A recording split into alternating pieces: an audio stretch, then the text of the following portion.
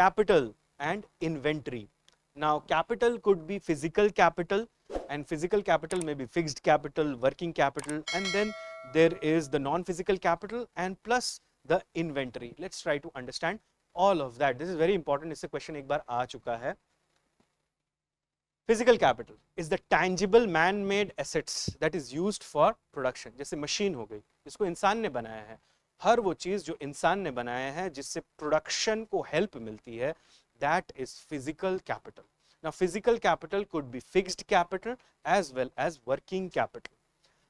Fixed capital is assets used repeatedly over a period of time, like say for example machines are example of fixed capital. Working capital means that the things that you require to run day to day show, that is working capital. जैसे कि आप समझ लो आपने पैसे लिए हैं किसी financial institution से और आप ऑपरेशंस हैंडल कर रहे हैं कंपनी का उससे, so that would be working capital. Working capital is always for day-to-day expenses, but fixed capital is something which deteriorates over a period of time. And depreciation किस में आता है? Fixed capital. Do you understand that? Capitals are always assets, and then you have intangible capital. Also, you have to see one thing, that fixed capital is for long-term value, whereas working capital is for short-term value. Intangible capital means non-physical assets enhancing productivity and growth. Examples: patents, trademarks, copyrights, human capital, brand recognition, intellectual property, client mailing lists.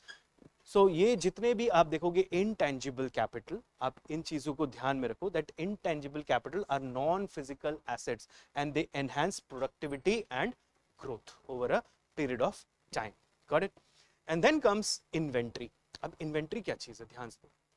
कोई भी company जब कुछ product बनाती है तो वो सारा product बिकता नहीं है. जैसे कि समझ लो आप एक टेक्सटाइल मैन्युफैक्चरर, आप शर्ट बनाते हो, तो आपने 1000 यूनिट्स बनाए शर्ट के, लेकिन आपने सोचा साल भर में 1000 के 1000 बिक जाएंगे, लेकिन बिके कितने, 800 ही बिक पाए, 200 आपके पास रह गए, तो वो आपके लिए हो गया inventory. Do you understand that?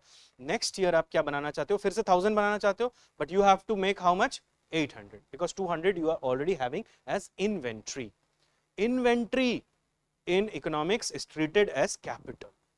Do you understand that? Why? Because capital is that helps in production. So the inventory helps you in production. जो जितना इन्वेंट्री अपना तैयार रखेगा वो मार्केट को उतना जल्दी कैप्चर कर लेगा, कि जब तक कॉम्पिटिटर्स मैन्युफैक्चर कर रहे होंगे आप तो मार्केट में प्रोडक्ट डाल दोगे. Do you get that? And that's why slowly क्या होने लगेगा, मोनोपोलिस्टिक कंपटीशन की तरफ जाने लगेगा. Do you understand that? तो ये जितनी बड़ी कंपनियां हैं आप देखो वो यही करती हैं, जैसे नाइकी, एडिडास हो गया, कोका कोला, पेप्सी हो गए, वो इतने अपना इतना प्रोडक्ट डालती है मार्केट में.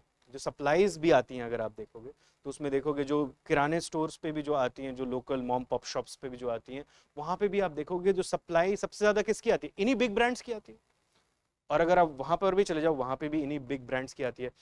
ह्यूमन बिहेवियर ऐसे काम करता है, जैसे कि समझ लो आप किसी मॉल में गए हो और एक शेल्फ आप देख रहे हो, समझ लो वो साबुन का शेल्फ है, and a brand of soap has 90% of occupancy of the shelf, most of the people will purchase that. You get that? और ये कैसे हो सकता है, जब आपके पास इन्वेंट्री तगड़ा. You get that? So inventory is also treated as capital. Inventory for a firm during a year, production of the firm during a year, minus sale of the firm during the year. Even raw materials, unfinished products, finished unsold products, they all are considered as inventory because they will help you in the next year's production. Do you understand that? And inventory is actually a flow variable and it is also a capital. Capital output ratio. Capital output ratio means how much unit of capital or investment you require to increase the output by 1. Do you understand that? That is capital output ratio. It means input to output ratio. How much capital you require to create the output. That is capital output ratio. Incremental capital output ratio is how much amount of extra capital you require to make one more additional unit. That is known as ICOR, incremental capital output ratio. जैसे कैसे सोच कर समझ लो एक restaurant खोला है आपने and you are trying to turn out pizzas. So आपने क्या किया, आपने एक ओवन लिया है, एक स्टोव लिया है, जो भी चीज़ें आपको चाहिए, तो these are your capital investments. So this is the input that you have done and the output that you have drawn is one single pizza. Do you understand that? Now the next pizza that you make will not require that much amount of capital input. So the incremental capital output would keep on decreasing with more and more technology integration and upgradation of the facilities of a production unit. Do you understand that? Also one more thing, you keep this in mind that ICOR कई बार लो होता है कुछ countries का, जैसे 4:1 ICOR हो गया, मतलब 4 unit of extra capital input देना पड़ेगा to increase the output by 1 unit. तो अगर आपको समझ लो 9% की ग्रोथ चाहिए तो 36% का इन्वेस्टमेंट चाहिए होगा.